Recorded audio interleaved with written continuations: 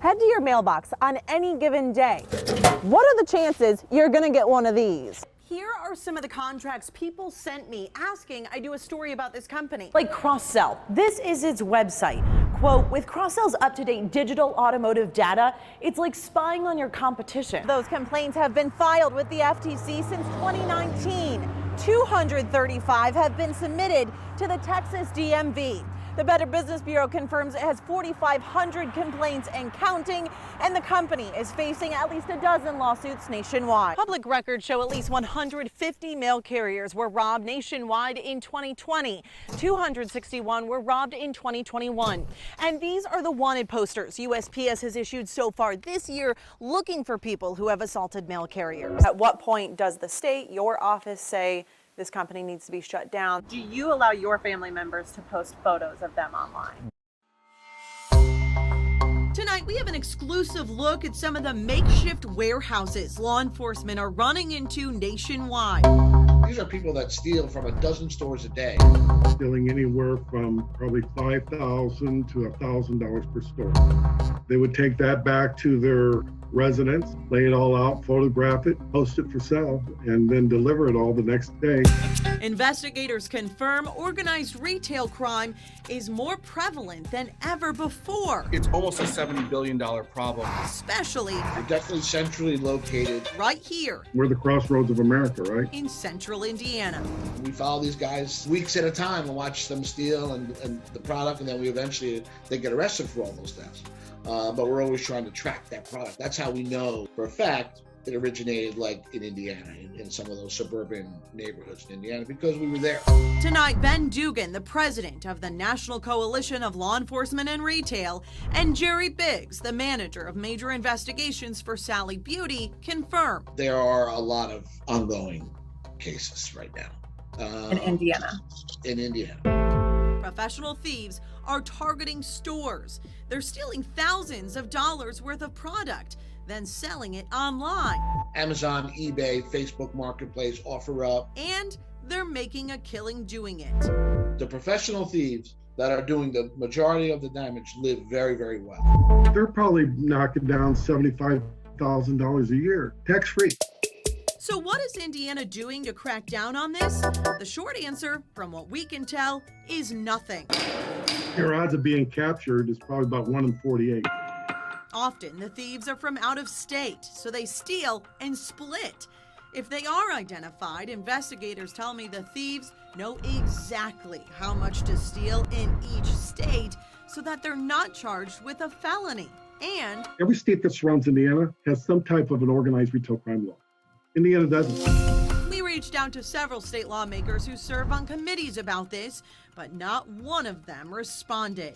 Now, the Retail Industry Leaders Association is rallying in D.C. It wants senators to pass a federal law called the Informed Consumers Act.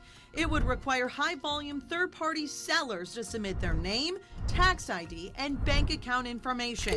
And it would require the marketplaces like Amazon to verify that information. Meaning these criminals would no longer be allowed to hide behind a computer screen. As that awaits a hearing, here at home, investigators are telling consumers to only shop at credible companies. Otherwise, you may unknowingly be a customer of these well-known crime rings.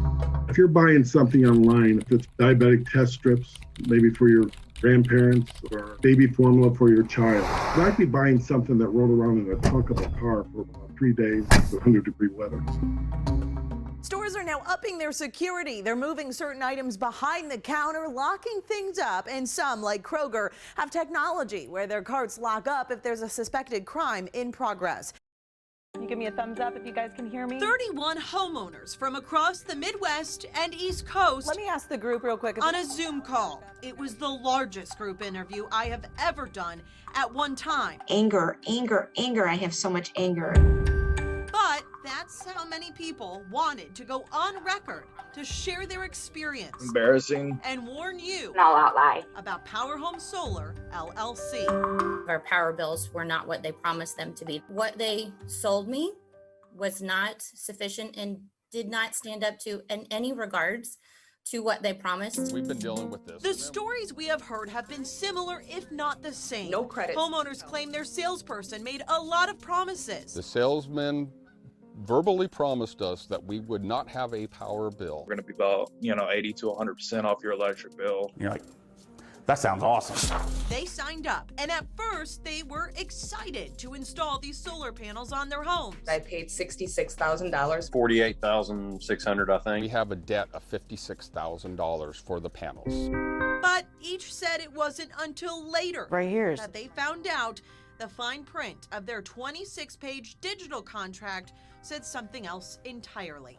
This has an important line. It says the customer understands and agrees that nothing in this agreement shall be construed as a guarantee of system production, minimum power, or savings.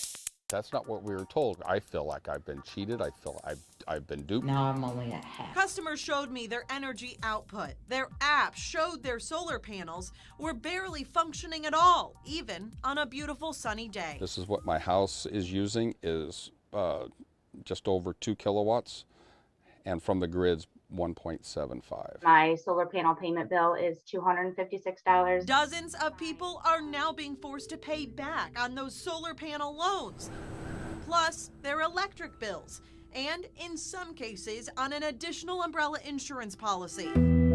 We did this to save money, and now we're spending twice as much. Do we wreck our credit? Do we have to go file bankruptcy? On these, how do you get rid of this? Customers are fighting back. Emails show they've tried contacting the company over and over again, but keep getting bounced around from representative to representative. It's beyond frustrating. Or in some cases, didn't get a response at all. At this point, I only want a full refund and the panels removed from my house. We experienced the same thing when we stopped by Power Home Solar's Indianapolis office. I'm AngelaJBrauer with CBS4. A manager suggested I call corporate. We're not allowed to respond to anything. Okay. This is an install-only operation at this location. What does that mean? I think it's time for you guys to go. But corporate hired a public relations firm to handle their communication and refused every request I made for an on-camera interview. A spokesperson questioned whether the customers I spoke with were even real and claimed they hadn't reached out to customer service with their concerns. Just so you know these customers are legit, here are some of the contracts people sent me asking I do a story about this company. And here are some of the emails they forwarded showing they did contact Power Home for help. Power Home Solar LLC's PR firm ended up sending me this statement, quote, Power Home Solar is committed to customer satisfaction and is always looking for ways to better serve our customers and their needs. 135 of those complaints have been filed with the FTC since 2019. 235 have been submitted to the Texas DMV.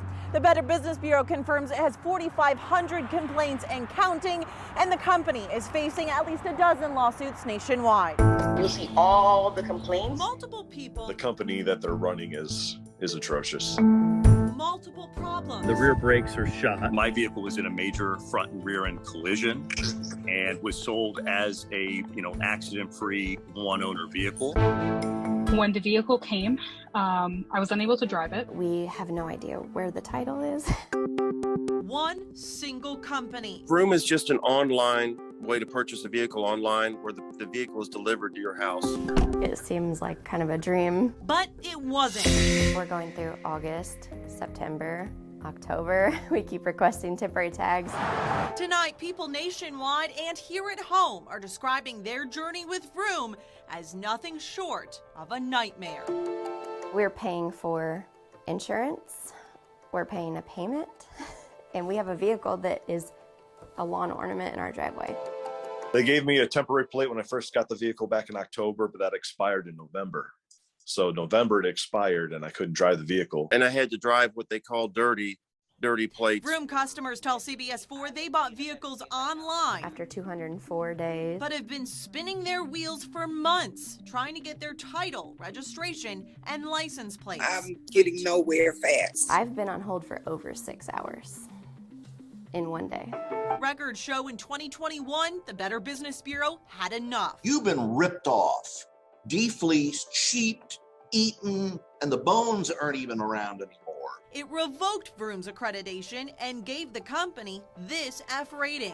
I'm sitting here every day looking at pages and pages, not a few, pages of complaints and reviews. So no, this is totally unprecedented. The organization confirmed to CBS 4 it has received complaints about failure to transfer title and claims that it sold faulty vehicles. This appears to be fraud with a capital F. I've heard of those issues as well. Here in Indiana, there has been a significant increase in complaints filed as well. We asked the Attorney General's office and Indiana's Secretary of State what they're doing to protect you, the consumer. At what point does the state, your office, say this company needs to be shut down, they need to reorganize? Neither would confirm an investigation, but warned as of 2018, Vroom is no longer a licensed dealer in our state. Vroom sent me a statement saying in part, quote, "Our goal is for every customer to have a positive experience through every step in the transaction process, from completion of paperwork to vehicle delivery and registration. Quote, we are committed to working with customers to solve any issues they might have at any point of that process." The company did acknowledge the increasing number of customer complaints in its most recent investor report, too. I linked that report online at cbs4indy.com. Now, I bet you've also heard of Carvana. It has a similar business strategy where you order your car online and it's shipped to you. Several states are investigating it. North Carolina even revoked the company's dealer license last year. And tonight, I have paperwork showing it too is facing at least one class action lawsuit for delayed transfer of title and registration. In the newsroom, I'm Angela Brauer, CBS 4 News.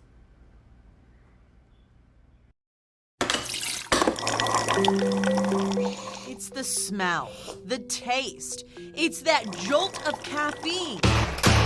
But this might be more eye-opening than even your double espresso. Gross? It's disgusting. I'm surprised none of us are sick. For years, people have been questioning what is lurking deep inside these coffee makers, given the tubes are often dark, warm, moist, and inaccessible. Some have posted videos online claiming they found disturbing debris. Now, as a coffee connoisseur myself, I'm finding out firsthand. I smashed open this single-serve Keurig. The person who I bought this from said they purchased it in 2017 and used it for about 1 cup a day. That's average. What I immediately found inside, That's clumpy. well, we'll just say it left me shaken, There's just gunk. not stirred. Look at that. After swapping the tubes and sending those to the lab, What'd you find? At least 6 bacteria, probably 8 molds. Is that a lot to you? Yes. confirmation. Scientists found and identified these molds and bacteria inside. Is any of this concerning to you that you found it in a coffee maker? It's not concerning necessarily because none of them are pathogenic to humans. If that's growing in your coffee maker, would you still drink your coffee? No. Tonight, they warn the same fungi could be brewing in your Keurig as well. Yeah, this is Angela Brauer with CBS 4. I'm just wondering what consumers can do to best prevent this. We called and emailed Keurig asking how you can best avoid a similar buildup. The company issued a statement saying, quote, like any kitchen appliance, Keurig brewers need basic maintenance to remain clean and functioning properly. Importantly, descaling regularly removes mineral buildup that can affect taste and quality. So how often should you descale your brewer? At least every 3 to 6 months. And you can do that with distilled vinegar or a branded descaler product. To help, Keurig suggests using bottled or filtered water to cut down on the mineral product of the water inside. There are 3 other things you should be doing to clean your coffee maker. Those are listed right now on your CBS 4 Indy app. I'm Angela Brauer, CBS 4 News.